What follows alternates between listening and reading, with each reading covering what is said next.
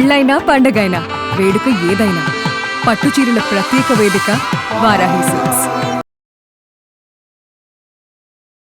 వర్షాకాలం రెసిపీస్ చాలా చేసుకున్నామండి. ఇవాళ ఒక సరికొత్త రెసిపీ చేసుకుందాం. ఇది రోజువారీ ప్రతిరోజు ఉపయోగపడుతుంది మనకి. చాయ్ మసాలా. మామూలుగా టీలో అల్లం కొట్టి వేసుకుంటాము. నేను ఫ్రెష్ పుదీనా కూడా వేసుకుంటానండి. సొంటి పొడి ఉంటే అది వేస్తాము. ఒక్కొక్కళ్ళు ఒక రకం ఏలక్కాయలు కొట్టి వేసుకునేవాళ్ళు కొంతమంది. ఏలక్కాయలు తర్వాత ఏమో మన లవంగాలు కొంచెం దాల్చిన చెక్క వేస్తే మసాలాదార్ చాయ్ లాంటి ఒక మంచి ఫీల్ వస్తుంది.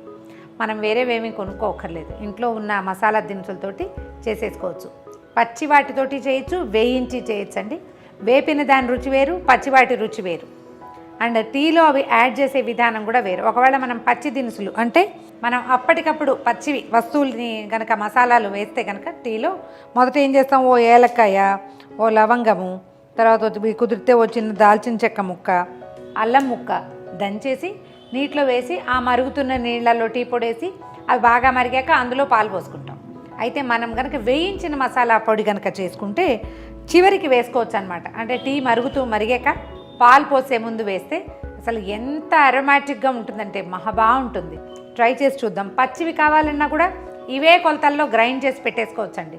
ఆ మసాలా పొడి వేయటం, కొంచెం మరగనివ్వటం. నేను చెప్పే మసాలా పొడి మాత్రం టీ మరిగిన తర్వాత వేసుకునేదన్నమాట. చేసి చూద్దాం. ఒక మూకుడు పెట్టండి స్టవ్ మీద. చాలామంది మా మూకుళ్ళు ఎక్కడ కొన్నారు అని అడుగుతున్నారండి. దీని బ్రాండ్ అయితే నాకు తెలీదు. హైదరాబాదు సనత్ నగర్లో ఉన్న స్టీల్ ఫ్యాక్టరీలో పట్టుకొచ్చాం. ఓ 40 గ్రామ్స్ ఏలక్కాయలతో పాటుగా ఓ 20 గ్రాములు లవంగాలు, 10 గ్రాముల మిరియాలు, 10 గ్రాముల దాల్చిన చెక్క. మిరియాలు అవి ఇంకా ఘాటుగా కావాలంటే వేసుకోవచ్చండి. ఇది కరెక్ట్గా సరిపోతుంది. మిరియాలు కొంచెం ఉబ్బి టపటపలాడుతూ ఉంటాయండి. మంచి అరోమాటిక్గా తయారవుతుంది. ఇది వాసన చాలా బాగుంటుంది. ఈ సమయంలో తీసేద్దాం.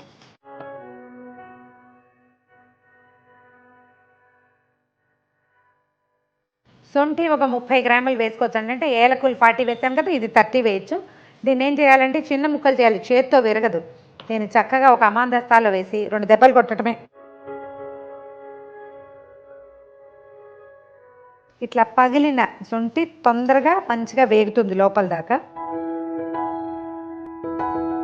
సొంఠిని నిదానంగా వేగనివ్వండి. కొంచెం పొడైనది చకచక వేగిపోతుంది, ముదురు రంగు వస్తుంది, బాగుంటుంది టీకి. చాలా మంచి వాసన వస్తుంది. వేడి తగిలేసరికి సొంటిలోంచి ఒక చిత్రమైన అరోమా వస్తుందండి. ఈ వాసన పిలిస్తే జలుబు తగ్గిపోతుంది. సైనస్లో ఒక రకమైన తడి ఉండిపోతుంది కదా, ఇవి నొప్పెడుతుంటాయి చాలామందికి. ఇక్కడ ఐబ్రోస్లో, తర్వాత ఈ పార్ట్, అవి ఆ నొప్పులు ఈ వాసనతో తగ్గుతాయి. ఒక్క జాజికాయ అది వేయండి. జాపత్రి కూడా వేసుకోవచ్చండి.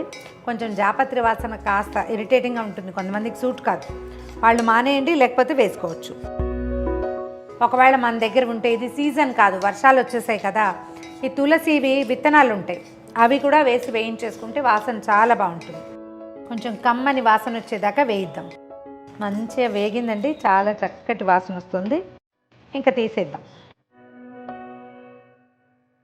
దినుసులు కొంచెం చల్లారనిచ్చి గ్రైండ్ చేసేద్దాం. బ్రహ్మాండమైన వాసన వస్తుందండి. చూడండి ఇది ఎలా వచ్చింది.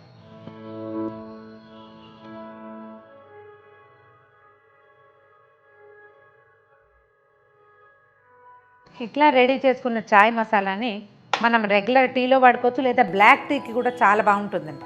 సింపుల్ బ్లాక్ టీ కూడా ఒక గ్లాస్ నీళ్ళు పెట్టడం, చాయ్ పత్తా చాలా కొంచెం కొద్దిగా వేయటం, అది దింపే ముందు ఇది కొంచెం వేసుకోవటం, చక్కగా వడబోసేసి ఒక చుక్కని లెమన్ జ్యూస్ వేసుకోవటము, వేసుకుంటే తేనె లేకపోతే పంచదార, అవి రెండూ వద్దనుకుంటే డైరెక్ట్గా బ్లాక్ టీ తాగేయండి.